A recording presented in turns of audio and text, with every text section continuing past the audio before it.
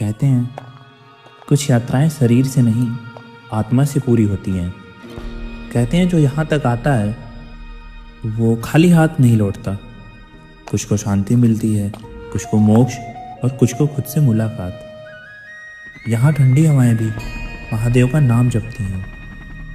हिमालय की गोद में बसा एक ऐसा धाम जहाँ हर पत्थर एक कहानी कहता है और हर हवा में भक्ति का एहसास होता है। जी हाँ दोस्तों, ये है केदारनाथ।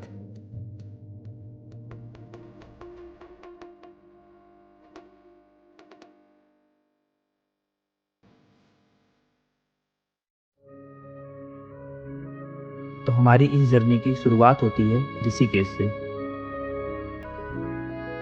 जिसे द कैपिटल ऑफ योगा भी कहा जाता है।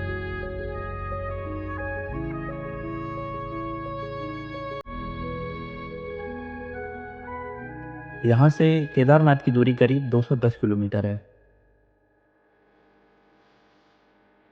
और इस पूरे सफर को हमने बाइक से कवर करने का प्लान बनाया।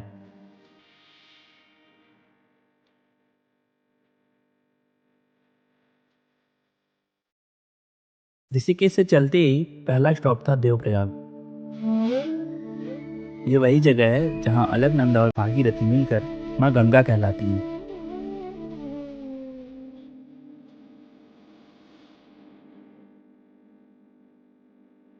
और सच बताऊं तो पहाड़ों की टेढ़ी मेढ़ी सड़कों पर बाइक चलाने का अलग ही मजा होता है। अब तक हम करीब 90 किलोमीटर का सफर तय कर चुके थे। लगभग 2 घंटे बाद हम पहुंचे माँ धारी देवी के मंदिर। इस मंदिर के बारे में कहा जाता है कि जब तक माँ धारी देवी यहाँ विराजमान है, उत्तराखंड में कोई भी अनहोनी नहीं हो सकती। मंदिर के दर्शन के बाद हम निकल पड़ते हैं सोनप्रयाग की ओर।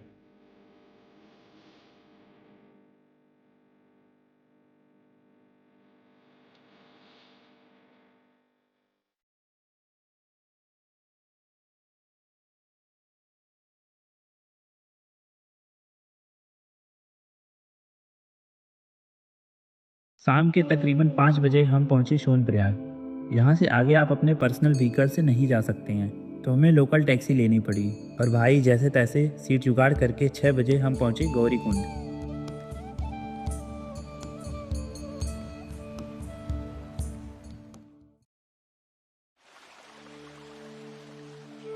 गौरीकुंड से 18 से 20 किलोमीटर का ट्रैक होता है केदारनाथ के लिए।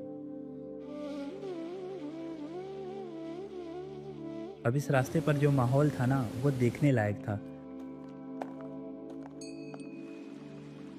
चारों तरफ श्रद्धालु, घोड़े, कच्छर, पिट्ठू, छोटे छोटे ढाबे और सबसे खास बात, हर कोई बाबा केदार की भक्ति में डूबा हुआ था। कहते हैं बाबा केदार उन्हीं को बुलाते हैं जिन पर उनकी विशेष कृपा होती है। और सच बताऊं, ये लाइन इस सफर में पूरी तरह से सही लग रही थी।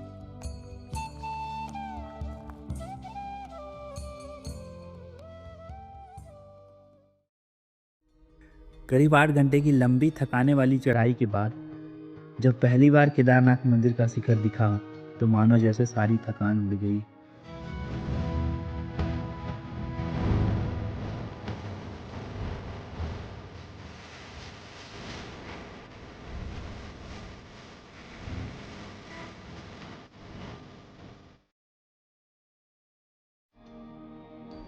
केदारनाथ मंदिर से करीब 1 किलोमीटर ऊपर भैरव बाबा का मंदिर पड़ता है। मान्यता है कि जब सर्दियों में केदारनाथ के कपाट बंद हो जाते हैं, तब भैरव बाबा ही इसकी रक्षा करते हैं। शाम को हमने बाबा की आरती अटेंड की।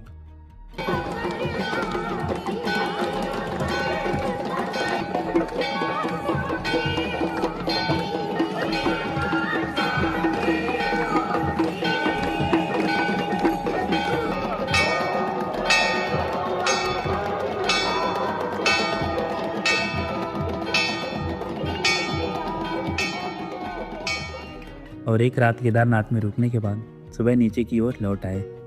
तो दोस्तों, ये थी मेरी जर्नी। आई होप आप सबको पसंद आई होगी।